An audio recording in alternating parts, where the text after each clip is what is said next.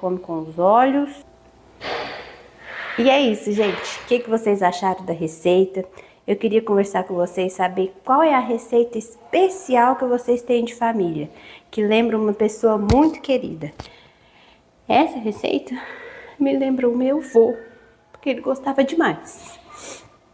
São boas lembranças que ficam com a gente, e a comida, a gente lembra de muitas pessoas. Comida é um laço que tem entre famílias, é um laço de lembrança que tem com uma pessoa que já não tá mais aqui, mas que fica.